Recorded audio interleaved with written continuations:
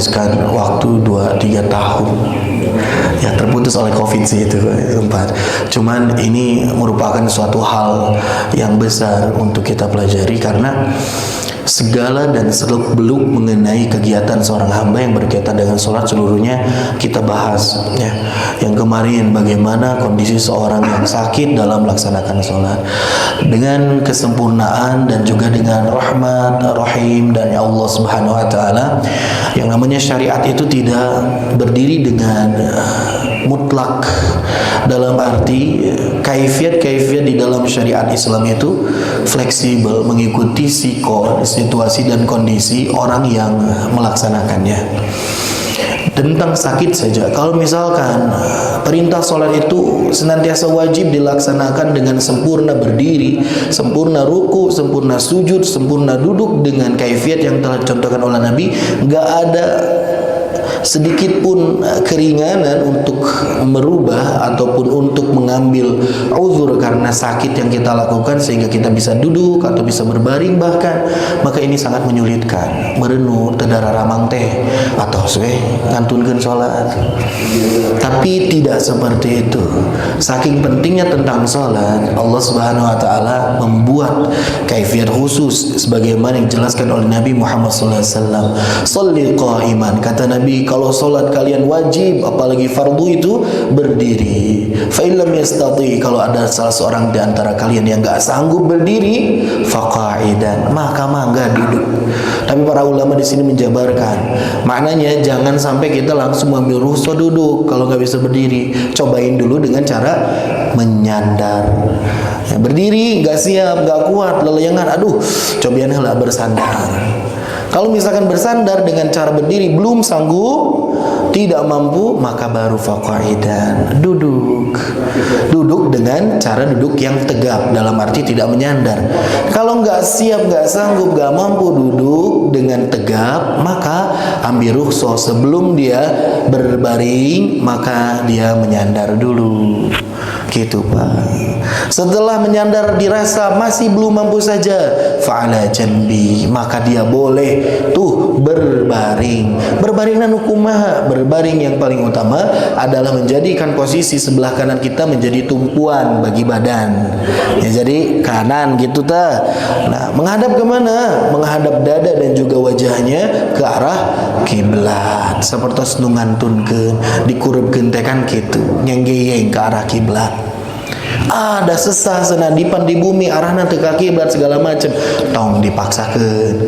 Maka dengan cara apa? Komodi kanan nambah eungap, ya sok atuh nangkarak. Tapi kalau bisa nangkarak diusahakan semaksimal mungkin ikhtiar mana yang mengarah ke kiblat, kakinya mengarah ke kiblat. Nah, seperti Pak Said arahna ke kiblat ya diselonjorkeun kakina sambil berbaring, itulah yang lebih disarankan dan dianjurkan. Nah, jadi ketentuan mengenai kiblatnya masih bisa didapatkan lah gitu. Jadi tidak serta-merta meninggalkan seluruhnya full langsung ngagoler ka mana wae segala macam. Dicoba dulu praktik-praktik yang seperti itu. Nah, apalagi kalau misalkan kita sedang dalam keadaan sakit, dirawat di rumah sakit, bednya yang kita duduki atau yang kita tiduri itu kan bisa diatur, ada adjusternya. Jadi dia bisa naik ke atas sehingga lumayan bisa menghadap rada tinggi gitu. Itu jamaah. Lamun tersanggup, terbiasa, usik segala macam, tapi masih sadar, masih wajib bagi dia untuk melaksanakan sholat. Dengan apa tuh? Dengan isyaratnya.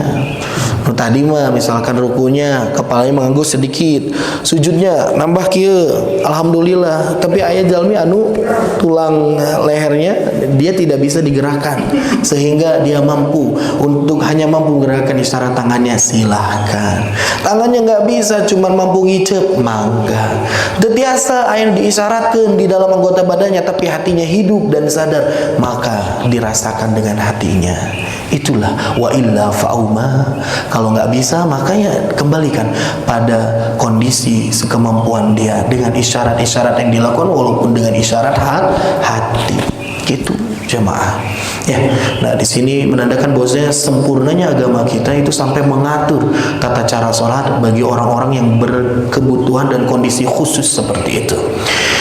Yang kita akan lanjutkan sekarang, kumaha atuh kalau misalkan kita sedang dalam keadaan darurat. Darurat yang apa? Yang meliputi diri kita dengan seluruh kekacauan, huru-hara, ketakutan, kegamangan. Sedang terjadinya berkecamuk perang. Kumaha? As-salatu athna ishtidadil khauf. Bagaimana salat seseorang pada saat berkecamuk segala bentuk ketakutan yang dia dapatkan pada saat itu. Tapi yang namanya salat tetap wajib dilakukan. Apakah sholatnya nanti bisa jadi jamaah atau sholatnya menjadi qasar? Nah, itu ketentuan khusus lagi. Namun yang jelas dari rukun gerakan yang dia lakukan itu bisa berubah jamaah sekalian. Tidak mesti sholatnya berdiri sambil diam, udah itu ruku, udah gitu sujud dengan sempurna, duduk iftiros, duduk tawaruk, duduk tasyahud akhir. Tidak mesti dilakukan secara sempurna seperti itu. Karena apa? Idza ishtadda al-khawfu wat-tahmatu was-sufufu shalla kulla wahidin hasba istita'atihi.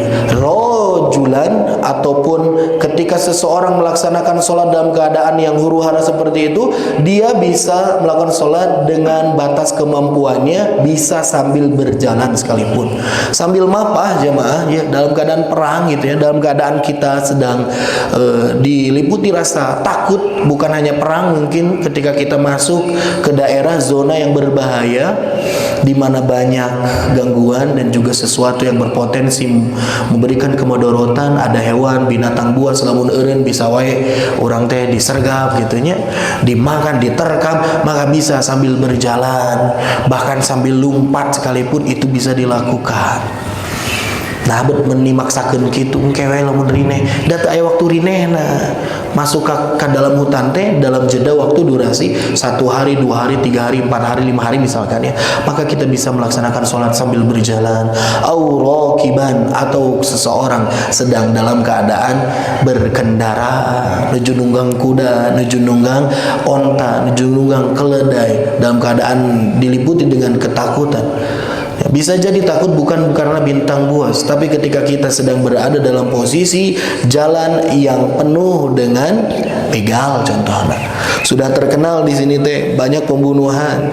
Lamun eureun ya kita nih, tunggangan kita berhenti, motor kita berhenti, bisa-bisa dari belakang, bisa-bisa langsung disergap, bisa-bisa langsung diambil harta, dirampas. Maka lebih baik kita mengambil dengan cara sholat dalam tunggangan.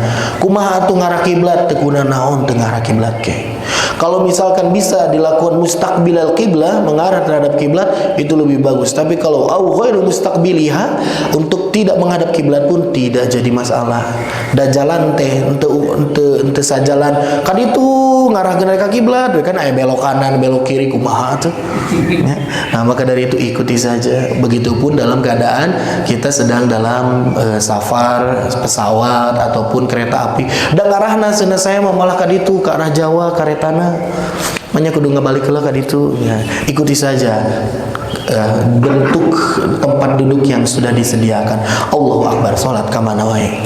Teu kuna naon, tapi dalam keadaan darurat. Ayeuna salat di dieu sok hoyong eksperimen cenah, da teu kuna naon. Ngadepna ka ditu nukangan kiblat. Da lamun ka tukang ge nepi ka Ka'bah cenah. Cuman ngurilingna rada tebih sakedik. Misalkan seorang ngadap ka dieu kan ka kiblat. Nah, kesana pun sama ke kiblat ka ditu, ka Mekah keneh gitu. Ka Ka'bah keneh. Cuman dengan masafah jarak yang lebih jauh, entong gitu mah teu nya. Nah, jamaah sekalian, itu adalah yang dikabarkan oleh Nabi Muhammad SAW. Sebagaimana Ibnu Umar menyebutkan Nabi Muhammad SAW dalam keadaan sholat yang diliputi dengan ketakutan, sholatul khauf, itu bisa melaksanakan sholat dengan cara berjalan, bisa dengan menunggang tunggangan. Bahkan ini bisa dilakukan sholat khauf itu dalam keadaan berjamaah. Ya, melawan pasukan perang mah beda deui, Pak. Tapi kalau misalkan ini hanya dalam kondisi kita itu lemah, sendirian, atau hanya beberapa dan gelintir orang, gak bisa kita melaksanakan sholat khauf. Ya, sholat khauf itu kan sholat dalam keadaan yang genting ya. Seseorang itu takut ketika misalkan dia sholat malah ditembak ku batur, malah disabet ku batur. Maka tata cara sholatnya itu dibagi menjadi minimalnya 2 saf. Nah, saf pertama dan saf kedua, Allahu Akbar, sami-sami takbir nama gitu. Ketika Allahu Akbar yang pertama, pertama itu dia ruku. Yang kedua yang di belakang itu menunggu saja, menunggu sampai orang yang berada di saf pertama berdiri lagi bangkit dengan sempurna, baru gantian yang belakangnya ruku dan sujud. Jangan pantos-antos gitu, tapi dalam satu ruang lingkup sholat yang sama. Namun misalkan kita berjamaah, kita sebagai pasukan punya kekuatan bisa, tapi kalau sendirian tak eta biasa sambil mapah lumpat dina kendaraan oge itu tetap sah sholatnya gitu jamaah sekalian.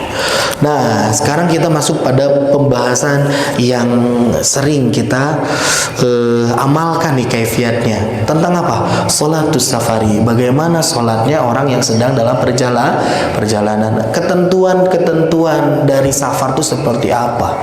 Seseorang diperbolehkan untuk qashar seperti apa? Apakah setiap qashar itu bisa kita bergabung dengan jama, ataukah jama bisa dilakukan di luar dari ketentuan qashar? Abi mah jama wungkul teu qasharna. Apakah ada sholat yang harus seperti itu?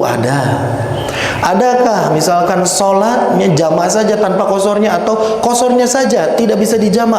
Ada seperti itu. Nah begitu nyetiasa Pak, seperti sholatnya seseorang yang dia melaksanakan 2 rakaat dengan qashar di sholat asar, tapi ketika sholat zuhurnya mah dia masih dalam mukim keadaan yang berada di tempat tinggalnya, maka sholat zuhurnya mah opat untuk digabung-gabung jeung sholat asar. Sholat asar tetap 2. Kumaha eta terjadi? Ya, nanti kita bahas. Bisa juga kita menjamak sholat tanpa harus atau bahkan dilarang untuk mengqasharnya, ada itu. Jadi qashar dan jamak itu tidak senantiasa menjadi satu paket dalam kaifiat sholat. Tidak selalu. Ada saatnya bisa dijama, ada saatnya tidak bisa. Ada saatnya bisa diqashar, ada saatnya tidak bisa. Maka dari itu saya akan jadikan 2 termin jamaah sekalian.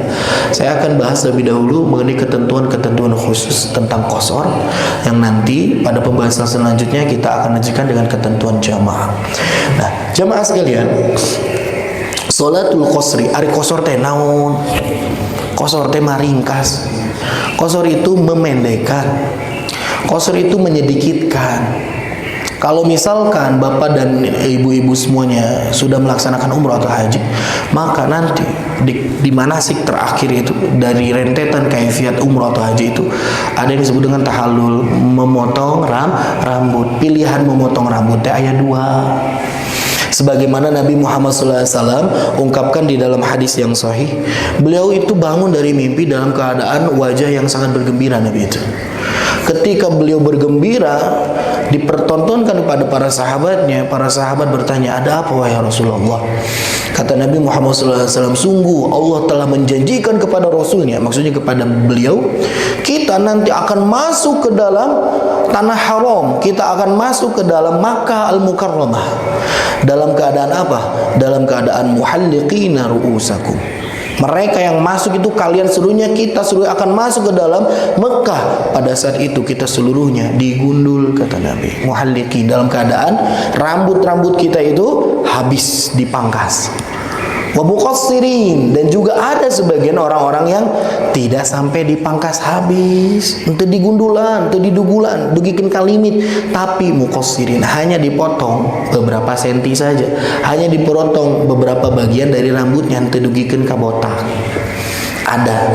Nah, maka dari itu salah satu syarat selesainya umroh ataupun kaifiat dalam haji itu nanti akan ada pemotongan rambut gitu nya. Nu kamari tos arwi umroh rambutnya bararenten eta teh langsung dipecian utara dipeci nya anu haji kan eta teh langsung, makanya disebut ketu haji teh nya memang selalu dianggap untuk beres hajian. Nah, jadi tahlik itu memotong seluruh bagian dari rambut sampai bersih. Taksir ya dari qashar eta memendekkan saja tapi tidak dipangkas seluruhnya. Begitupun dengan Sholat. Sholat itu tidak ditahlik, Pak. Namun ditahlik mah mulai deh rokaatna. Tina opat teh dipangkas sadayana jadi dugul jadi nol teh biasa. Sholat mah cukup batasan akhirnya itu sampai di kosor, ditaksir, diringkas, dipendekkan. Sebagaimana orang yang pulang umroh hanya dipotong bagian tertentu saja. Gitu sorna teh. Nu tadina opat jadi dua. Nu tadina tilu jadi tilu. Nu tadina dua jadi itu biasa jadi hiji tetap dua. Maka dari itu kaifiat ataupun istilah dari qasar salat itu adalah apa? Mengurangi bilangan rakaat salat fardu. Pertama salat fardu, Pak. Salat fardu yang diringankan, yang dipotong, yang dikurangi jumlah rakaatnya. Salat fardu itu ada salat fardu 05, tapi salatul fardi yang apa? Rubaiyat, yang memiliki rubaiyat, 4 rakaat. Khusus 4 rakaat tungkul gitu. Rubaiyat yang 4 rakaat dikuranginya berapa? Sebanyak 2 rakaat, jadi 2 gitu namina qasar teh. Ya, ayat jalmi nu sotoy gitu, da apal qasar sadayana tiasa di qasar, magribnya di qasar. Tadi tilu sabaraha tuh qosorna? Hiji satengah pas nalika ruku, assalamualaikum warahmatullah. Pas ruku ugal-igal beres we salatna, nyantut tiasa kitu. Digenapkan saja. Kenapa bisa seperti itu? Aisyah radhiyallahu anha, beliau pernah menyebutkan bahwasanya awwaluma furidatis sholatu raka'ataini. Allah itu pertama kali mewajibkan atau ada syariat salat kepada Nabi Muhammad dan pengikutnya itu raka'ataini, 2 rakaat. Awal sholat yang dilakukan oleh Nabi dan para sahabat sholat apa? Sholat malam. Ya, sholat malam. Sholat malam yang dilakukannya itu dengan 2 rakaat minimal itu 2 rakaat gitu. Nah, jadi syariat adanya 4 rakaat itu setelah Nabi melaksanakan apa? Isra dan Mi'raj. Isra perjalanan malam dari Masjidil Haram menuju Masjidil Aqsa, dimi'rajkan dari Masjidil Aqsa menuju Sidratil Muntaha, kan gitu. Nah, pas Sidratil Muntaha mendapatkan protokol baru untuk melaksanakan sholat yang benar-benar diwajibkan. Jadi sholat itu bukan hanya di waktu malam yang diwajibkan, tapi 5 waktu, termasuk mengubah yang tadinya 2 ada tambahan jadi 4 dan juga ada tambahan jadi 3. Tapi ada yang ditetapkan tetap 2 rakaat itu subuh. Fa'aqarat sholatus safari, dan kata Aisyah radhiyallahu anha istri tercinta Nabi, untuk posisi seorang yang safar maka 2 rakaat sebagai awal permulaan diwajibkannya sholat itu disahkan pula dalam sholat safar. Jadi pada awal mulanya itu sholat itu cuma 2 rakaat, maka 2 rakaat ini masih berfungsi dilakukan sebagai sholat safar. Dan Nabi Muhammad SAW senantiasa direkam oleh para sahabatnya kalau safar sholatnya pasti jadi 2 opat teh gitu. Dan itu selalu dilakukan oleh Nabi Muhammad SAW. Riwayatnya banyak gitu, banyak sekali riwayatnya tentang mengqasar sholat. Kata Nabi seperti itu. Dan juga tetap disebutkan wa atammat sholatul hadari, dan Nabi itu tetap menyempurnakan bilangan sholat manakala hadar dalam kondisi mukim. Kalau di rumah tuh tetap nggak bisa gitu. Maka syarat pertama untuk qasar tenaun, qasar sama dengan safar. Kalau tidak safar maka tidak ada qasar. Saya sakit di rumah, nggak bisa nih untuk sholat sempurna, ngambil rukhsah aja. Kan yang tadi berdiri jadi duduk nggak bisa berbaring juga tidak sempurna ruku dan ininya dengan cara isyarat. Udah sholat juga mau dipangkas aja jadi 2. Punten. Lalu misalkan tedamang dari Singapura, mangga di qasar. Punten pamidamang atau tedamang masih di daerah ruang lingkup mukim dia, kita orang Bandung masuk rumah sakit di Bandung kene, punten ente tiasa di qasar. Karena apa? Syarat dari qasar itu bukan sakit, tapi safar. Kalau kita sakit di orang Bandung, sakitnya dirawatnya di Jakarta, itu bisa di qasar juga sholatnya. Tapi nanti ada batasannya. Nya lamun teu dabangna dirawat dengan sadinten 2 dinten, kumaha lamun teu dabangna saminggu, kumaha lamun 2 minggu, apa dikosor terus. Nah, nanti itu dalam pembahasan selanjutnya. Sabarilah Pak. Nah, ini adalah dalil yang pertama, bahwasanya yang dikosor itu dari 4 menjadi 2. Dan di dalam riwayat yang selanjutnya sama bunyi hadisnya, 4 jadi 2. Tapi kosor tidak berlaku bagi sholat maghrib, karena sholat maghrib kata Aisyah radhiyallahu anha merupakan sholat witir di siang hari. Kan witir teh ganjil Pak. Nah, maghrib ganjil, maka diistilahi bahwasanya witir di siang hari itu adalah maghrib. Terus eta kunaon subuh ngan 2, subuh 2 karena apa? Walaupun jumlah bilangan rakaatnya pendek, tapi sholatnya yang paling panjang, bacaannya yang paling panjang. Itu yang dianjurkan oleh Nabi Muhammad SAW. Ya, kabayang misalkan zuhurna saperti sholat subuh, saya baca al-fajr di rakaat pertama, meureun teu batuk sigana eta jamaah sanes batuk deui sigana mah olab.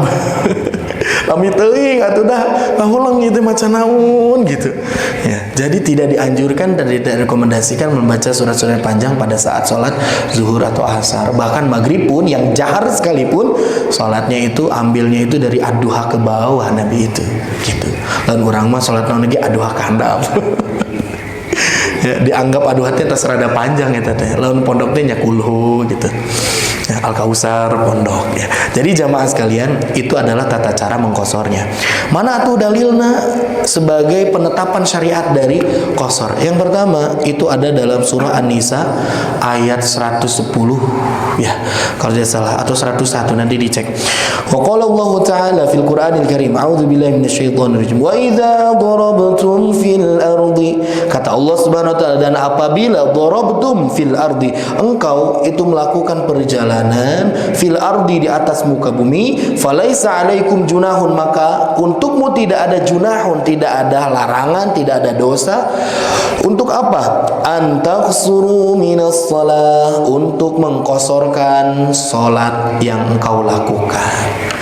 Wa in enggak pakai in khiftum ayyaftinakumul ladzina kafaru, jika kamu dalam keadaan takut disergap, diserang, dan juga mendapatkan ancaman dari orang-orang yang kafir, kata Allah seperti itu.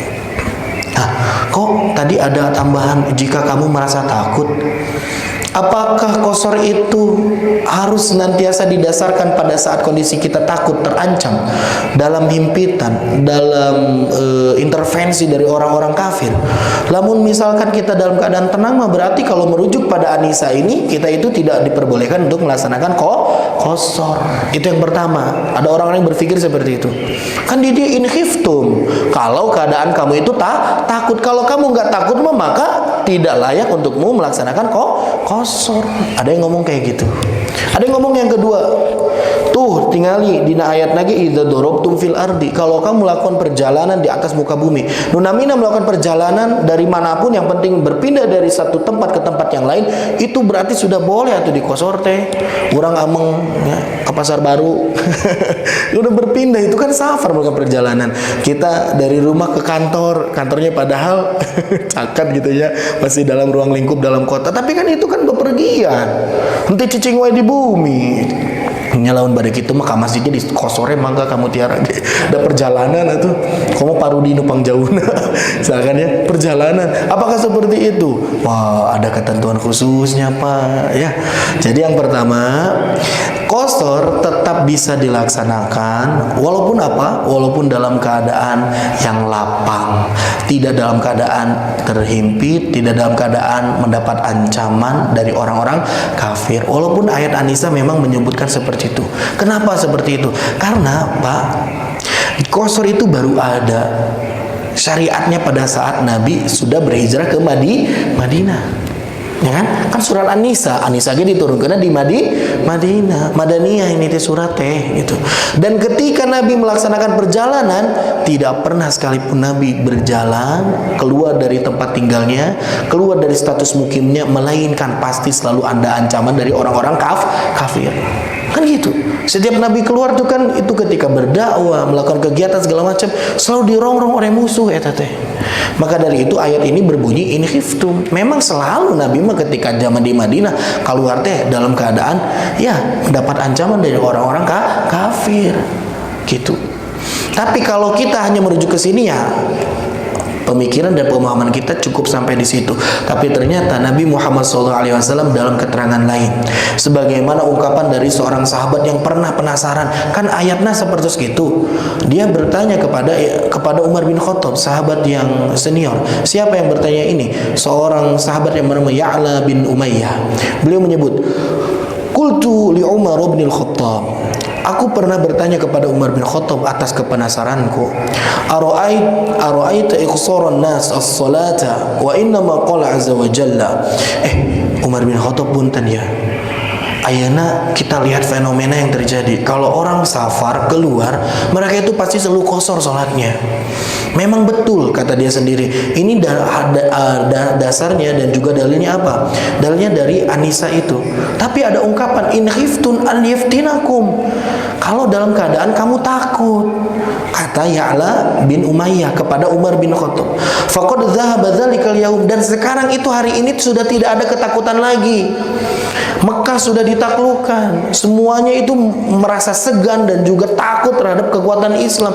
Kita keluar itu tidak dalam keadaan yang terdesak, tidak terancam. Kumaha tuh ayeuna masih relevan teh melakukan qasar teh. Naros ka Umar bin Khattab. Kata Umar bin Khattab, ajibtu mimma ajabta minhu. Sami, abigi penasaran kenapa ini masih bisa dilakukan. Ini teh pertanyaan saya dulu kepada Nabi Muhammad SAW, dan aku pernah sampaikan kegelisahanku kepada Nabi tentang qasar. Nah, apa walaran Nabi? Faqala Rasul sallallahu alaihi wasallam. Nabi itu menjawab apa? Nabi itu tetap keluar dan melaksanakan qasar walaupun tidak ada ancaman. Karena kata Nabi, shadaqatun, nunamina, kita mengambil qasar itu adalah sedekah.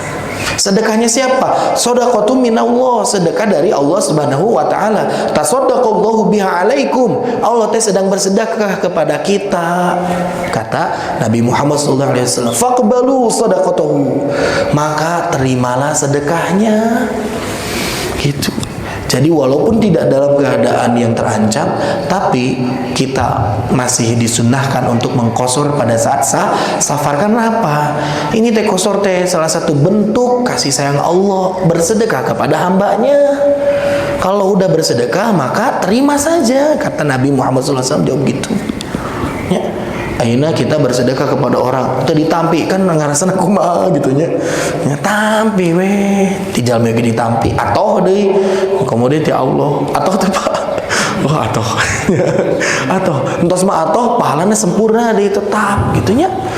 Pahalanya tetap sempurna. Da ieu mah nu sedekah teh Allah Subhanahu wa taala gitu jamaah sekalian. Jadi yang pertama, tetap dalam kondisi apapun yang penting safar, maka itu adalah sedekah dari Allah untuk melaksanakan qasar. Tapi dalam hukum menunaikan dan menjalankan qasar ketika orang safar itu, para ulama tetap memiliki silang pendapat. Yang pertama, menyebutkan wajib. Lalu misalkan safar teu ayat jalan lain melainkan kudu diqasar. Ini azimah, penekanannya kuat dari Allah Subhanahu wa taala. Rasul selalu mengqasar salatnya, maka wajib. Maka kalau misalkan ada orang yang safar tidak diqasar, dia salatnya menjadi tidak disukai oleh Allah Subhanahu wa taala. Atau bahkan teu aya pilihan, lamun keluar di bumina safar, salatnya kudu diqasar gitu. Bahkan kalau misalkan mendakan ke masjid, ayo menuju sholat, orang-orang mukim sholat, maka dia mah tidak diperbolehkan masuk karena dia kondisinya dengan safar. Itu sholat bagi orang mukim. Tungguan sampai beres sholat, nang kayak orang sholat sorangan, sholat naon qasar. Ieu nu pertama. Wajib saurna jamaah sekalian. Ini menurut pendapat dari Imam Abu Hanifah. Dan juga apa sih salah satu dalilnya? Dalilnya tadi Nabi itu nggak pernah keluar melainkan sholatnya pasti qasar gitu. Udah gitu penetapan sholat 2 rakaat itu dikembalikan pada asal 2 rakaat yang pertama. Jadi kan pertama di Mekah tadi 2 rakaat, dan Allah Subhanahu menetapkan yang 2 rakaat pula untuk sholat yang safar. Maka di qasar itu kalau keluar safar wajib hukumnya menurut Imam Abu Hanifah. Yang kedua disebut sunnah saja gitu. Sunnah saja. Tidak sampai dalam taraf yang wajib, tapi sunnah. Kalau misalkan dia masuk masjid ada orang yang sholat dengan sempurna, maka dia masuk ikut ke dalam rombongan orang yang sedang sholat, menyempurnakan sholatnya. Tapi kalau dia masuk ke dalam masjid nggak ada orang yang sholat berjamaah, maka dia ambil qashar, sedekah dari Allah, 2 rakaat sholatnya gitu. Ini adalah pendapat yang diungkap dalam hadis Ibnu Umar. Orang-orang yang menyebutkan ini berpendapat dari hadis Ibnu Umar. Sahibtun Nabi sallallahu alaihi wasallam fakana la yazidu fi safari ala rakataini. Ibnu Umar itu senantiasa membersamai Nabi dalam safarnya dan tidak pernah mendapati Nabi itu menambah rakaat ketika safar, melainkan di qashar. Tapi bentuknya ini sunnah. Dan yang ketiga ada ikhtiari, pilihan. Bade di qashar mangga pas safar teh abi mah bade nyandak anu diitmamkeun, disempurnakeun, mangga. Ini pendapat siapa? Pendapat Imam Hanabila dan juga Imam Asy-Syafi'i. Tapi lebih mengafdoliyahkan, menyebutkan sholatnya tetap kalau boleh itu di qashar. Walaupun jadi pilihan mangga, tengah bermasalahkan masalah eta, tapi yang di qashar itu lebih afdol. Saurna gitu. Nah, kunaon bertiasa gitu? Karena ini terjadi jamaah sekalian. Sahabat pernah melakukan safar dalam rombongan jumlah yang besar. Ada sebagian yang qashar, ada yang sebagian yang menyempurnakan sholatnya. Dan ini terjadi dan tidak jadi konflik gitu tah. Misalnya di urang ge nya aya nu bade disampurakeun ya mangga, bade di qashar ngambil sedekahnya mangga. Satu mengarasa encan tiasa ieu mah tidak memenuhi syarat, tidak memenuhi kriteria, maka saya mah mau disempurnakan saja mangga. Tapi sebagian yang lain menyebut udah masuk ini syarat-syarat untuk qashar safar kita, mangga. Nah, ini pernah terjadi bahkan dengan Aisyah radhiyallahu anha. Aisyah itu pernah keluar bersama Nabi melakukan perjalanan, ada yang menyebutkan riwayatnya yang melaksanakan umroh gitunya. Nah, pada saat itu Aisyah radhiyallahu anha dengan Nabi Muhammad sallallahu alaihi wasallam itu dalam perjalanan itu berbeda pendapatnya. Nabi itu melaksanakan sholat dengan qashar, Aisyah mengitmamkan sholatnya, menyempurnakan sholatnya, bilangannya 4 rakaat. Udah gitu Nabi Muhammad sallallahu alaihi wasallam mengambil rukhsah dengan membatalkan saumnya, ya. Tapi Aisyah radhiyallahu anha pada saat yang bersamaan tetap mempertahankan saumnya. Ya, ada perbedaan ya. Nah, setelah itu Aisyah radhiyallahu anha menyebutkan pernyataan tentang kondisi yang dipilihnya itu kepada Nabi Muhammad SAW. Wahai Nabi Allah, demi Allah nih, aku melaksanakan sholat sempurna dan engkau qashar. Dan aku melaksanakan saum sempurna, engkau buka. Bagaimana pendapatmu mengenai ini? Jawaban Nabi simple. Ahsanti ya Aisyah. Saya Aisyah. Mangga. Sudah gitu. Jadi Nabi tidak mempermasalahkan tindakan yang dilakukan oleh istrinya sendiri, walaupun berbeda pendapatnya gitu. Ada juga yang menyebutkan Aisyah mah nalika berjalan teh tidak pernah melaksanakan jalannya dan sulitnya perjalanan di atas tunggangan terus. Beda jeung sahabat-sahabat nu lain, beda jeung Nabi sok kadang kawis gentosan sareng sahabat nungtun onta teh gitu. Mantangna kondisi yang dialami oleh Aisyah itu tidak berat. Ada yang menyebutkan seperti itu. Makanya ini tidak menjadi suatu permasalahan yang berat. Karena apa? Nanti kesannya banyak silang pendapat, silang, perbedaan cek ieu mah entos mangga silakan qashar, cek ieu mah encan kumaha atuh beda sakilo we ge encan lebat gitu nya aya nyaris tos jamak ya karena hitungannya bukan kilo, baheula mah ada waktu perjalanan. Nah, kita akan bahas jamaah sekalian ini sebagai penutup terakhir ya. Berarti qashar ini belum selesai semuanya. Apa yang menjadikan qashar itu menjadi sah hukumnya kita lakukan? Yang pertama kan tadi safar ya. Safar itu harus dilandasi dengan niat jamaah. Sekali deh, seseorang dia mengambil qashar ketika dia safarnya itu perjalanannya itu harus dia niati dan dia menyengaja melaksanakan perjalanan. Emang aya jalmi anu berpindah posisi, berpindah tempat, berpindah daerah tanpa ada diniatan? Aya. Kalau orang diculik san hoyong diculik henteu niat kan bade perjalanan tebi disekap ka mana segala macam misalkan gitu ya. Maka harus diniati dengan menyengaja. Kita teh dari rumah sudah ada implengan, tujuannya jelas ke mana terus aya diniatan. Maka dari itu kalau sudah sempurna niat safarnya pertama, berarti syarat pertama sudah checklist 1. Niat itu penting jemaah sekalian. Ya, kenapa ini niat penting juga? Karena ada orang, ya apa? Yang ketika dia melakukan perjalanan, iya perjalanan jauh, tapi dia melakukan perjalanan itu untuk tidak pulang kembali, tapi untuk menetap di tempat tujuannya. Ya, pindah rumah ya, dari Bandung ke Jakarta, kan di jalan sama safar, tapi terus dugi ke Jakarta nama dia beralih statusnya tidak lagi menjadi seorang yang safar, udah berganti menjadi mukim. Beda cerita pami abi ke Jakarta. Tapi mentai niat bari tinggal di situ. Maka ketika di Jakartanya sekalipun nuju cicing di Jakarta, calik di Jakarta, sudah sampai di Jakarta, itu masih tetap dibolehkan untuk melaksanakan qashar. Beda gitu jamaahnya. Nah, Pak Said berangkat kerja ke Maluku jauh, di perjalanannya boleh di qashar di perjalanan, tapi kalau udah sampai Pulau Obi di sana karena sudah diniati untuk menetap tinggal di sana, maka selama di Pulau Obi entong di qashar. Sok ayah santri nusok-soknya nyawanan, dia kan rumahnya jauh dari tempat tinggalnya itu menuju Ponpes jauh. Sekali waktos pas ketika udah sampai di Ponpes, dia mengqashar sholat. Nah, ditanya nanaonan, saya mah sapar, saya mah ada asli orang luar pulau gitu kan, dia menuju sapar saat semester saya tuh. Nah, ini sudah tidak terjadi karena kita sudah beralih statusnya.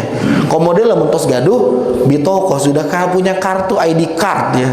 Kalau misalkan santri mah sudah ada kartu santrinya, udah dianggap sebagai bagian orang yang bertempat tinggal bermukim di situ. Begitupun dengan rumah orang yang rumahnya dua, ya bapak gaduh bumi di situ, ya, dianggap sebagai orang yang memang menetap di Jakarta juga. Maka ketika di Jakarta tong di qashar gitu. Jadi yang pertama niat status dari niat kita melaksanakan perjalanan. Yang kedua masafah, jarak. Nah ini yang paling banyak dibahas nih. Nura dari teh jarak ya. Jarak nasa kumaha nuyos kenging untuk qashar teh. Saya ambil pendapat yang paling banyak diambil oleh para ulama. Jumhur disebutnya. Mayoritas ulama berpendapat bahwasanya qashar belum bisa dilakukan kalau perjalanannya belum mencapai 4 bardin ila arbaati bardin. Kata Nabi Muhammad SAW, tidaklah seseorang mengqashar salatnya illa kecuali kalau misalkan sudah melebihi batas 4 burud. Bahasa kita nama 4 burud. Sanes bahasa kita bahasa baheula, bahasa Arab deh ieu ge. Can aya kilometer, can aya mil. 4 burud teh sakumaha bapak-bapak sadayana. 4 burud itu sama dengan 16 farsakh. Naon di farsakh ya? Bingung. Nah, jamaah sekalian, ini adalah salah satu patokan-patokan ya, untuk masafah jarak yang ada di zaman dulu. Ya, makanya ditanya deui, sakumaha atuh nu pastina? Ada seorang sahabat menyebutkan sakumaha sepastina perjalanan yang dilakukan 1 hari 1 malam, ataupun perjalanan dilakukan 2 hari. Gitu. Hari 2 hari lamun dihitungan kita mah berarti 2 kali 24 jam. Tapi ternyata difahami oleh para ulama itu yang namanya orang safar zaman dulu itu safarnya hanya di siang hari kan, waktu malamnya entos sonten entos bikin tenda beristirahat. Nah maka dari itu kalau diungkap dengan istilah sekarang, perjalanan yang dilakukan 1 hari 1 malam 24 jam. Karena kita mah malam oge joswe terus digaskan gitu. Bedana gitu. Atuh eta mah teu aya hitungan masafah jarak secara realnya atuh. Nya ayeuna misalkan orang ke Singapura ge cukup beberapa jam saja gitu kan, padahal masafahnya sangat jauh. Kumaha atuh? Maka para ulama mengkonversi bahwasanya dihitung 1 farsakh itu adalah 4 mil hitungannya. 4 mil dikalikan 16 sabaraha itu baru satu hitungan 1 burud. 1 burud dikalikan 4 jauh teuing puyeng ding hitunganna entos we langsung lamun dina kilometer mah sabaraha kilo atuh. Pendapat yang paling kuat itu 8,7 kilometer dibulatkan menjadi 89 kilometer. Ini yang paling umum. Syafi'iyah mengambil berdasarkan jarak tersebut, ya. Dan ulama-ulama yang lain pun kalau bernilai dari jarak, dan itu banyak riwayat-riwayatnya, walaupun satuan jaraknya itu pasti ada perbedaan menurut kalangan ini, kalangan itu, tapi yang jelas yang paling banyak diambil itu 88,704 km. Heseteuing atas 88 km.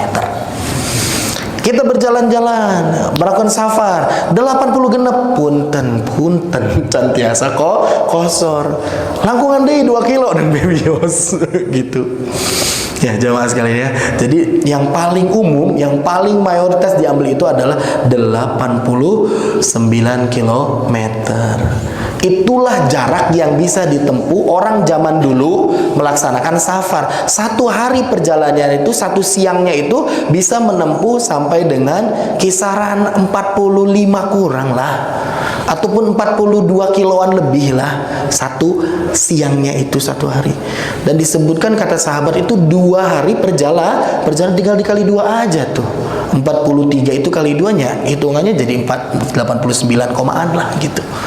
Itu jemaah ya. Nah itu yang pertama mengenai masafah. Ada yang menyebutkan masafah dihitungnya enggak 2 hari perjalanan, tapi 3 hari perjalanan.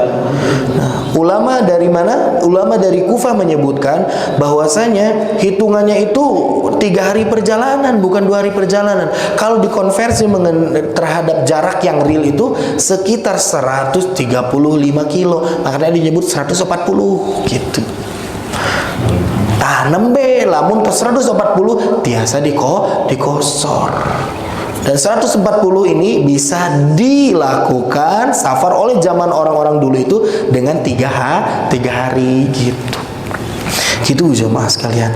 Anu katilu kan kata nu kadua, nu katilu naon? Nu katilu mah tidak ada batas minimal. Nu penting safar berpindah lokasi, berpindah tempat, maka ada kebolehan untuknya melaksanakan qashar. Nah, begitu jauh pisan yang pendapat nu tadi. Karena apa? Ini bertumpu pada sebuah hadis. Memang semuanya ada sih dalilnya jamaah sekalian. Bertumpu pada sebuah hadis. Kata seorang sahabat menyebutkan, aku bersama Nabi Muhammad SAW sholat di Madinah, zuhur, sholatnya 4 rakaat.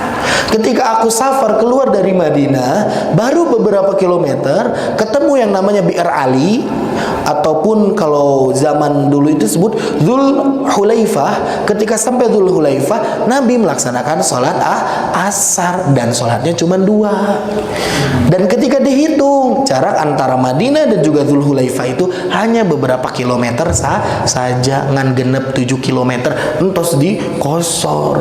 Alah kumaha tuh, kapada larang di kosor we pami kitu mah. Pami pendapat ieu da teh batasan minimal atuh. Jadi batasan minimalnya itu apa? Keluar dari ruang lingkup mukimnya ke tempat yang baru. Salah satu indikatornya apa? Ada pemerintahan yang baru.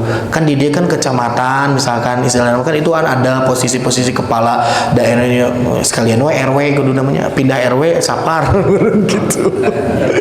Ya, nah ada yang menyebut mengkanter terhadap ini. Batas minimal teh bukan gitu. Maksudnya mah kieu cenah. Nabi itu hendak safar ke tempat yang jauh. Sudah diniatkan dengan tempat yang jauh, yang jaraknya itu mungkin melebihi 90 km. Oke? Nah, tapi pada saat yang bersamaan ketika safar di perjalanan, baru sampai ke beberapa kilometer dari tempat mukimnya, Dzul Hulaifah lah, sebut Dzul Hulaifah. Pada saat itu sudah masuk waktu asar. Maka Nabi sholat di situ dengan mengkosor. Bukan berarti Nabi badai ka Dzul Hulaifah udah gitu dikosor di Dzul Hulaifah. Enggak, niat Nabi mah safarnya jauh. Cuman dalam keadaan sudah safar, sudah keluar dari tempat mukimnya ke Dzul Hulaifah, maka boleh untuk dikosor. Itu ketentuan untuk kita. Lawan badai ka Jakarta, Pak. Niatnya badai ka Jakarta. Di rest area 88 orang diren. Walaupun baru beberapa kilometer dari sini, belum mencapai masafah jarak yang direkomendasikan, tapi kita sudah bisa sholat qashar didinya. Kita berangkat jam 2, contohnya nyampe ke rest area yang di tol itu 88 itu asar, contohnya gitu. Nah ketika asar kita mengqashar sholat itu boleh, karena sudah keluar dari kondisi mukim. Karena niat kita masafar teh balik ke Jakarta, cuman singgah di situ. gitu sebenarnya. Nanti ketentuan-ketentuan khususnya kita akan bahas di pembahasan yang selanjutnya, karena ini harus rinci jemaah. Ini harus rinci biar kita pun tidak menggampang-gampangkan untuk kosor, ataupun kita tidak mempersulit diri untuk mengambil sedekah dari Allah sehingga kita nggak kosor. Kumaha batasannya kudu jelas gitunya. Jadi intinya pertama 88 kilo itu adalah niat safar kita yang diperbolehkan untuk melaksanakan kosor. Cak itu kesimpulan pertama mah. Insyaallah nanti kita akan bahas lagi di pertemuan yang akan datang. Kita tutup dengan bacaan hamdalah dan doa kifaratul majlis bersama-sama. Alhamdulillahirabbil alamin, subhanakallahumma bihamdika asyhadu an la ilaha illa anta astaghfiruka wa atubu ilaih. Hapunten uka suhun. Kalau ada pertanyaan pun mungkin lebih baik